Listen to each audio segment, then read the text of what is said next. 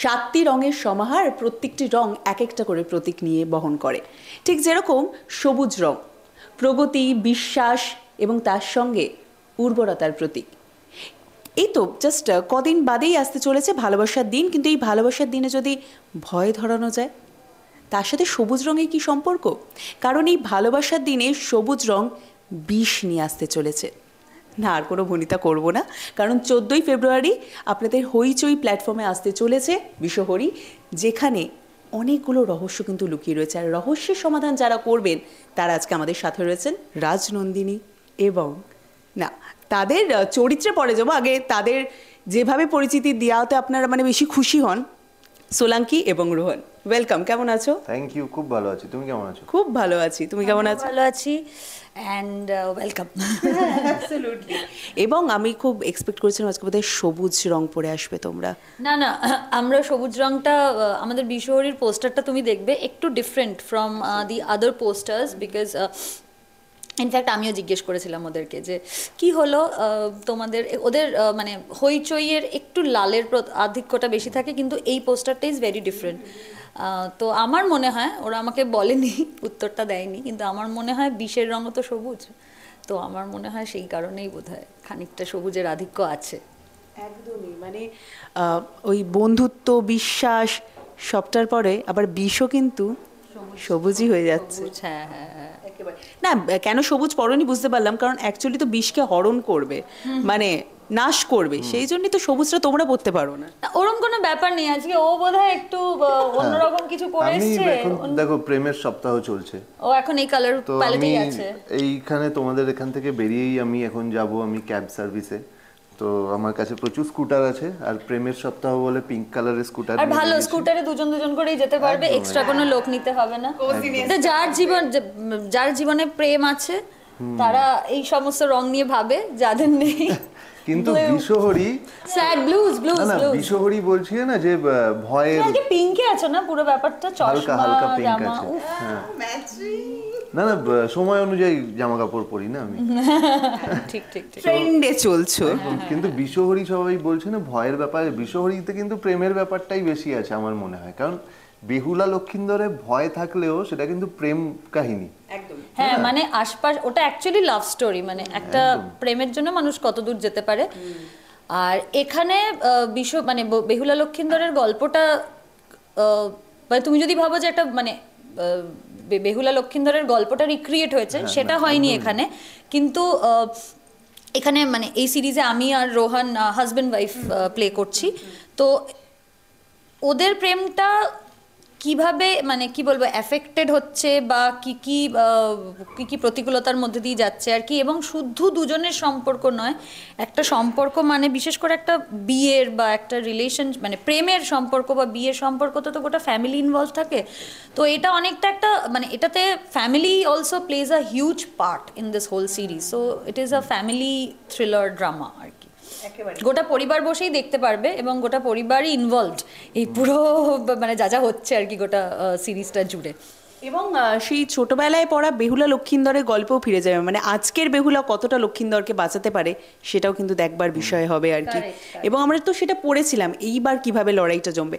আচ্ছা, একটু তোমার চরিত্রটা সম্পর্কে যদি একটু শুনি। আমার চরিত্রটা খুব ছেলেটা, আমার নাম তথা, এই চরিত্রটার নাম। তো ছেলেটা খুব ভালোবাসে নিজের রাজনন্দিনীকে। তো রাজনন্দিনীর মধ্যে একটা গোয়েন্দা আছে কোথাও লুকিয়ে, তো সেটা পরে আমরা বুঝতে পারবো যে রাজনন্দিনী কত বড় গোয়েন্দা। হ্যাঁ, সেটা একটু একটু ঝলক আমরা যদিও বা দেখতে পেয়েছি আর কি। তো তথা এখানে চেষ্টা করেছে রাজনন্দিনী যদি ফেলুদা হয়, তথা যেন অন্তত তপসে হতে পারে। হ্যাঁ, খুব সুন্দর, মানে ওদের আর তুমি যদি ওদের রিলেশনশিপটা সিরিজটাতে দেখো, ইট ইজ খুব আজকের যুগের একটা কাপল, যাদের মধ্যে বন্ধুত্বটা খুব ইন্টারেস্টিং, মানে খুবই বেশি থাকে। কারণ আমার আর ওর যেটুকু যা যা সিনস আছে, সেই সিনসগুলোতে না আমাদের একটু কমই সিন আছে, কিন্তু যেগুলো আছে সেইটার মধ্যে ওদের বন্ধুত্বটা, ওদের একে অপরের প্রতি বিশ্বাসটা, সেইগুলো খুব সুন্দরভাবে, মানে খুব মুখের ওপর একদম লাইন ধরে ধরে বলা নেই, কিন্তু তুমি যা যা সিনস আমরা করেছি তুমি বুঝতে পারবে যে এদের একটা নিজস্ব খুব সুন্দর কেমিস্ট্রি আছে, একটা বন্ধুত্বটা খুব স্ট্রংলি আছে, যে কারণে পুরো জার্নিটাতে তথা ওয়াজ স্ট্যান্ডিং বাই রাজনন্দিনী, একদম পুরোটা জুড়েই ও সাপোর্ট করে গেছে রাজনন্দিনীকে। তো সেইটা খুব সুন্দরভাবে আছে। এই যে বলছিলে তোপসেকে ছাড়া তো ঠিক হবে না বিষয়টা। ডেফিনেটলি ক্রেডিট ঠিক নিয়েই নেবে আর কি। এই হবে। হ্যাঁ, এবার একটু আমাকে বলো যে যেহেতু তুমি বলছিলে তুমি একেবারে পিঙ্কের মধ্যে রয়েছে, আমরা দেখতে পাচ্ছি, চোখেও চশমা এবং ভালোবাসা। আমি যখন বললাম যে ভয় ধরবে, তুমি বললে না ভালোবাসাটা আগে, মানে সেটা গ্লাসেসটা যাতে আর কোনো কিছু ওকে গোলাপি চশমা পরাতে না পারে তাই ও নিজেই পরে নিয়েছে পিঙ্ক চশমা। এবার গোটা দুনিয়াই তোর কাছে এখন গোলাপি একেবারে। কিন্তু যখন আমরা মানে সিনেমাটোগ্রাফিটা দেখছিলাম আর কি, বেশ ভয় লাগছিল, গা ছমছমে পরিবেশ। একটু বলো তো মানে কোথায় শুটিংটা হয়েছে এবং তোমাদের শুটিং এর সময় কিরকম চলছে? কলকাতাতেই হয়েছে শুটিং, বিভিন্ন জায়গা ঘুরে, মানে কলকাতার মধ্যে, বিকজ যেটা আমি তোমায় বলছিলাম, যেটা যেহেতু একটা ফ্যামিলিরও গল্প, যেখানে মেয়েটি বিয়ের পর প্রথমবার তার পুরনো মানে যা হয় একটা দেশের বাড়ি আর কি, যেই সেই অর্থে দেশের বনেদি বাড়ি, সেই বাড়িটাতে যাচ্ছে। ওদের একটা 200 বছরের পুজো হয়, এগুলো ট্রেলারে সবই আছে। 200 বছরের পুজো হয় এবং রাজনন্দিনীর বিয়ের পর প্রথমবার যাচ্ছে, and she is extremely excited এই পুরো জিনিসটা নিয়ে।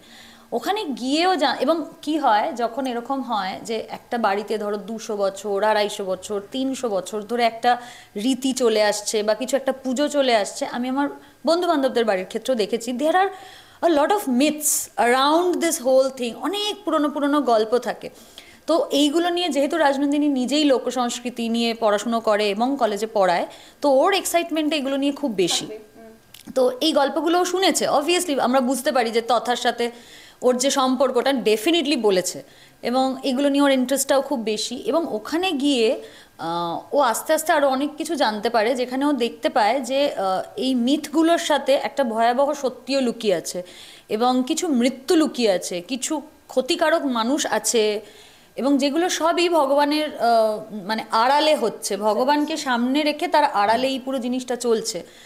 তো naturally how she finds it out, how she understands, এবং মাইথোলজিটাকে তো সুন্দরভাবে বোনা নাই গল্পটাতে কোথাও।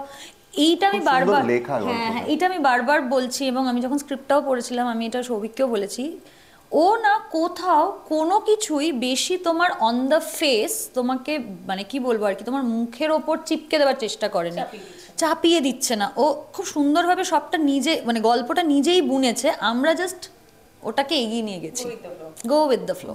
তো এটা খুব সুন্দরভাবে ও এক্সপ্লেন করেছে। শেষ এপিসোড পর্যন্ত বুঝতে পারা যাবে না যে কি হতে চলেছে। হ্যাঁ, এটা খুব ইম্পর্টেন্ট। আমরা নিজেরা এক্স্যাক্টলি থ্রিলারে একদম লাস্ট এপিসোড অবধি তুমি বুঝতে পারবে না যে টুইস্টটা এত মারাত্মক যে যেটা একদম মানে অ্যান্টিসিপেটই করা যাবে না। এবং এই যে তুমি টুইস্টের কথা বললে, ট্রেলারটাতেই ছিল একটা খুব সুন্দর, তোমার মুখেই ডায়লগটা ছিল আর কি, যে তুমি বলছো যে ভাষণ দিয়ে দেওয়ার কথা, কিন্তু তুমি বলছো যে ভাষণ দিলে কি এই মানে মৃত্যুগুলো কি থেমে যাবে, মানে সেখান থেকে বলছি যে ও আমাকে বলেছে যে একটা জায়গায় যেখানে আমাদের একটা ছোট্ট ঝগড়ার পার্ট আছে, যেখানে ও আমাকে বলছে যে তুমি এগুলো বন্ধ করো, ওইটা হবে না, এখন আমরা মুখস্থ করেছিলাম, এখন তো তারপরে আরো দুটো কাজ হয়ে গেছে, আমি ভুলেও গেছি। না মানে কনসেপ্ট আমার মনে আছে, যেহেতু আমি ট্রেলারটা নিজেই এতবার দেখেছি না।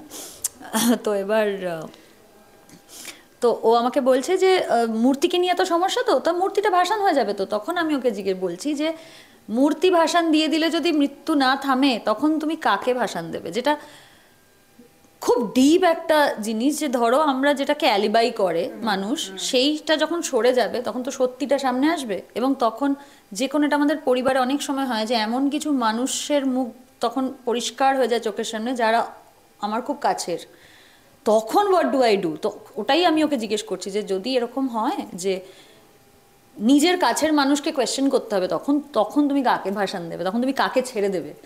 তো এটা আমার মনে হয়েছিল এটা খুব খুব সহজভাবে স্বাভাবিকভাবে লেখা, কিন্তু it has a very deep meaning. সত্যিই তো আমরা কাছের মানুষদের ক্ষেত্রে কি ওই স্ট্রিক্টনেসটা বা ওই রাগটা ওটা করতে পারি না। তো অনেক কিছু তখন আমাদেরকে অনেকগুলো প্রশ্ন চলে আসে নিজের মাথায়। এই ট্রেলারের হাত ধরে দেখতে পাচ্ছি 200 বছরের, কিন্তু এমন কিছু ঘটনা ঘটেছে যেটাকে এক্সপ্লেন করা যাচ্ছে না। তোমাদের লাইফে এরকম আনএক্সপ্লেইনড কিছু ইনসিডেন্ট রয়েছে? আমার লাইফে একটা খুব উইয়ার্ড ইনসিডেন্ট আছে, যেটা জীবনে কোনোদিন দ্বিতীয়বার আমার লাইফে ঘটেনি। আমি রুবির ওখানে একবার, আমি আমার একটা বন্ধুর সাথে যাচ্ছিলাম গাড়ি করে, আর খুব স্লোই গাড়িটাও চালাচ্ছিল, 40-40-এ চলছিল, রাত্রির 10টা, রুবির মোড় জমজমাট, এমনও নয় ফাঁকা। আর রুবির মোড়ের আলোটা তো তুমি জানো, মানে সব দিকে ঝকঝক করছে ওইখানটা। সো মানে অন্ধকারের সাথে এই হ্যালুসিনেশনের যে কোনো সম্পর্ক নেই, সেদিন আমি সেটা বুঝলাম, যে আমি ওর সাথে এরকম গল্প করতে করতে, আর ও এরকম রিল্যাক্স রেতে চালাচ্ছে, গল্প করছে, করতে করতে আমি এরকম সোজা তাকিয়েছি, গাড়ি থেকে দেখছি রনপা পড়লে যে হাইটটা হয় না মানুষের, তো আমি ফার্স্টে রনপাই ভেবেছি, কিন্তু পুরো এরকম তাকিয়ে যেটা আমি দেখলাম সেটা আমি জানি না আমি এটা হ্যালুসিনেট করেছি, কিন্তু হ্যালুসিনেট করার কোনো কারণ নেই, মানে কফি খেয়ে কে হ্যালুসিনেট করে? তো I think I was high on coffee, কারণ আজও আমার কাছে ওটার যুক্তি নেই। এরকম আমি দুটো ফিগার, সামনেটা পুরো চুল, আর সামনেটা চুল দেখেই আমি না চমকে উঠেছিলাম। আমার খুব মানে I do not believe in all this things, I do not, কারণ আমার মনে হয় অন্ধকারটা আসলে কিছুই না, অন্ধকারটা আননোন বলে আমরা ভয় পাই। তো এরকম আমি তাকিয়েছি, আর ওটা দেখে একটা সাদা জামা পরা আর একটা কালো জামা পরা, আর কি বলতো রনপাতে হাঁটলে না তুমি বুঝতে পারবে, কারণ আমরা দেখেছি জীবনে বহুবার রনপা, ওটা আমার মনে হলো হাঁটছে না, পায়ের তলায় বোধহয় চাকা ফাঁকা আছে, একটা 7-8 ফুট লম্বা দুটো জিনিস, মানুষই মনে হচ্ছে, তারা এগিয়ে আসছে মনে হচ্ছে পায়ের তলায় চাকা। এবার এই পুরো ঘটনাটা ঘটছে উইদিন ফিউ সেকেন্ডস, জাস্ট এরম আসছে, আর আমি না ওটা দেখে আমার বন্ধুকে বলেছি, ভাই এটা দেখলি? আর ও ঘুরে বলছে কোথায়? আমি কিন্তু আর দেখতে পেলাম না, দ্য মোমেন্ট আমি চোখটা সরালাম। এবার ধরো একটা মানুষ যদি রনপা পড়েও যায়, তার তো যেতে একটা সময় লাগবে, একটা বেসিক টাইম, আর রনপা পড়ে ওরকম হাই হাই করে দৌড়ানো যায় না, ওটা ভীষণ আস্তে আস্তে হাঁটে, হাঁটার পাটা ওটা, হ্যাঁ মনে হচ্ছে ওটা স্লাইড করছে। এবং ওই যে হলো ধরো এই পুরো ইনসিডেন্টটা ঘটতে সময় লাগলো 6-7 সেকেন্ড, কারণ আমি একটু বলছি কি কি এটা বলে তাকিয়েছি, আমি ভাই দেখলি? এবার ও ঘুরেছে, এটা কতক্ষণ সময় লাগতে পারে? 3-4-5-6 সেকেন্ড ম্যাক্সিমাম, কিন্তু ও দেখতে পাইনি, আর আমিও জীবনে কোনোদিন এই ঘটনা আমার সাথে আর ঘটেনি, তো আমি ওটাকে হ্যালুসিনেশন বলেই চালিয়ে দিয়েছি। না না, এটা হ্যালুসিনেশন না, এটা এইভাবেই দেখায়, আমিও সেম ভাবে দেখেছি। আমি দমদম থেকে পাতিপুকুর অবধি, কাকে বিশ্বাস করাবো এটা বলে, আর তো কেউ দেখেনি। না দমদম থেকে পাতিপুকুর অবধি একটা রোড আছে, রোডটার নাম বিপিন গাঙ্গুলি রোড। ওই রোডটা পুরোটা একটা সাইড রেল লাইন আছে, আর বড় পাঁচিল, মানে 20 ফিট পাঁচিল দিয়ে পুরো, তার উপরে রেল লাইন। আর এই সাইডটা একটা স্কুল আছে, প্রাচ্যবাণী মন্দির বলে একটা স্কুল আছে, সেটাও বিশাল বড় স্কুল, মানে পাঁচিল শেষই হয় না স্কুলের, এরকম জায়গা। তো আমার ড্রাইভার গাড়ি চালাচ্ছিল, আমি আর আমার একটা বন্ধু পেছনে বসেছিলাম গাড়ি।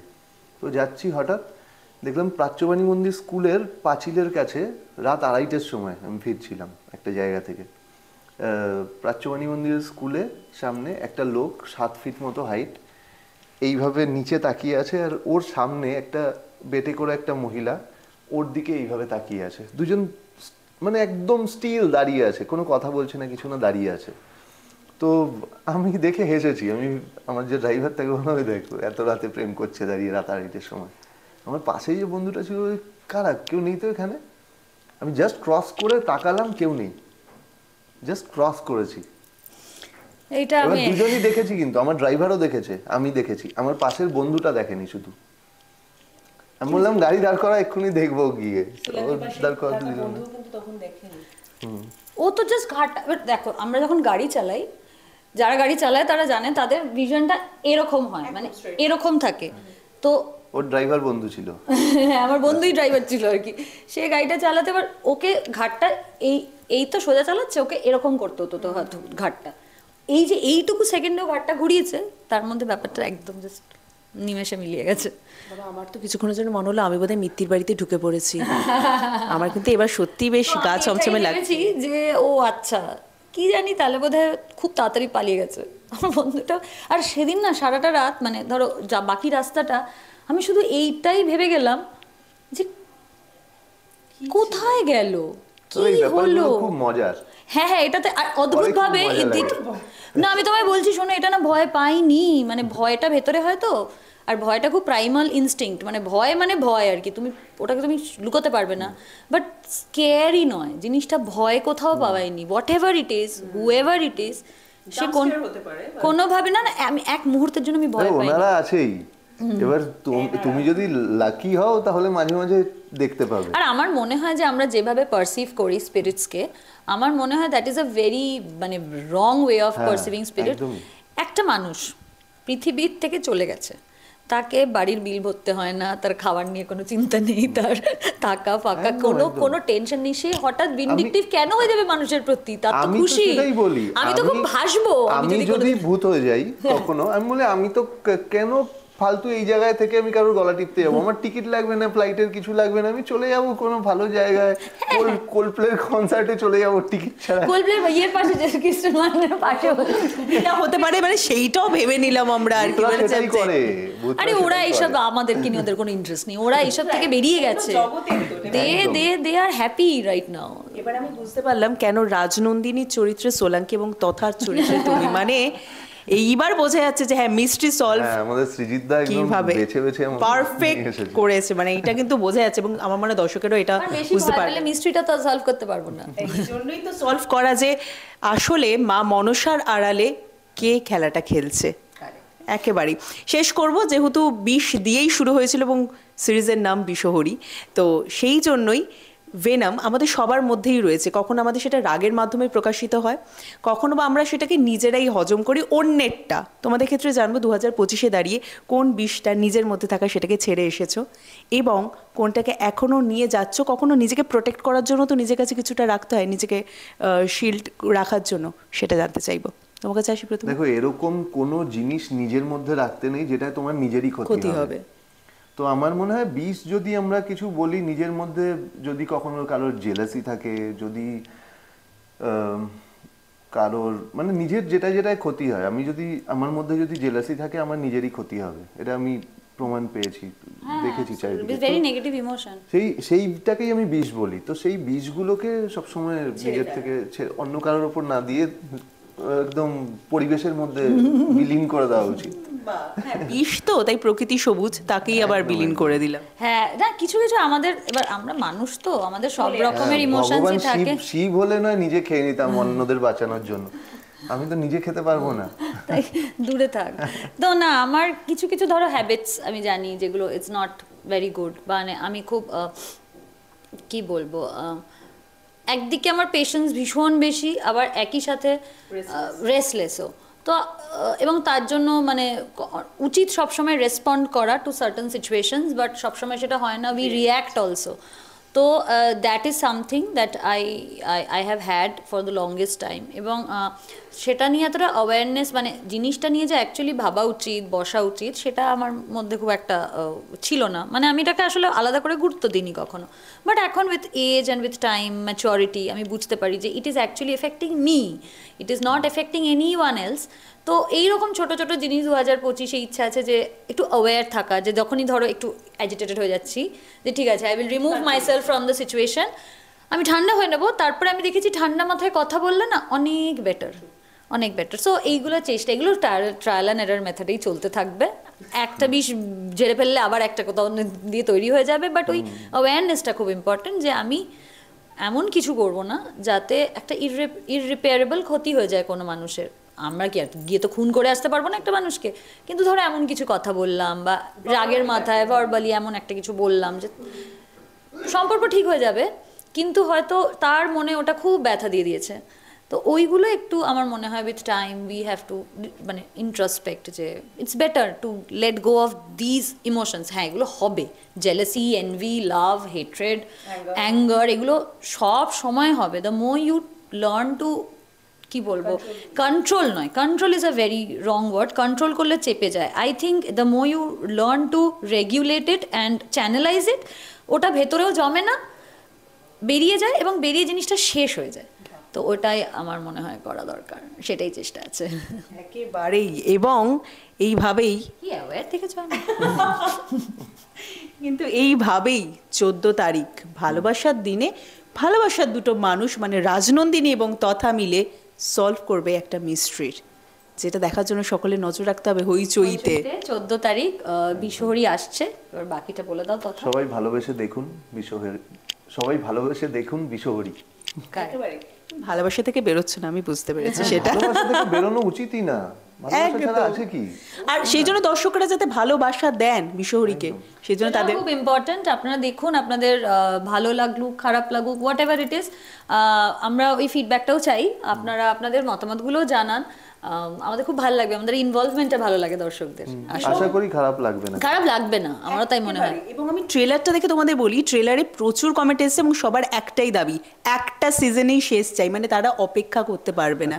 এইটাই হচ্ছে, মানে এইটাই তো দরকার, যে এই বিষয়টা ভেতরে রয়েছে আর কি। কনক্লুশন তো আছে গল্পের একটা। হ্যাঁ, গল্প শুরু আছে, গল্পের শেষ আছে, একদম।